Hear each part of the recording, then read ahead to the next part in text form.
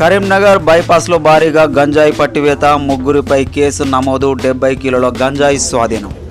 Karimnagar 1 town పోలీసులు శనివారం నాడు బైపాస్ వద్ద నిర్వహించిన వాహన తనిఖీల్లో ఏపీ 31BH 2925 నంబర్ గల స్విఫ్ట్ కారులో 70 కిలోల గంజాయిని గుర్తించినట్లు కరీంనగర్ టౌన్ ఏసీపీ నరేందర్ తెలిపారు.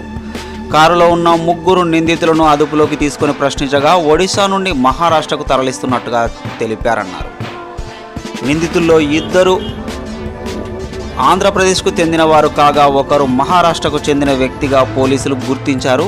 ముగ్గురిపై A1గా విశాఖ జిల్లా కొమ్మాదికి చెందిన శనకరం రామకృష్ణ 51 సంవత్సరాలు, A2గా కాకినాడ జిల్లా కిర్లంపూడికి చెందిన దొడ్డి మణికంఠ 35 సంవత్సరాలు, A3గా మహారాష్ట్ర జిల్లా పబ్బని భీమ్ నగర్కు చెందిన ధర్మేంద్ర కుమార్ సల్మాన్ అన్సారీ 26 సంవత్సరాలుగా గుర్తించి వారిపై NDPS యాక్ట్ 1985 1985 ప్రకారం 8C రెడ్ విత్ 20 BIIC సెక్షన్ల కింద కేసు నమోదు చేశారు.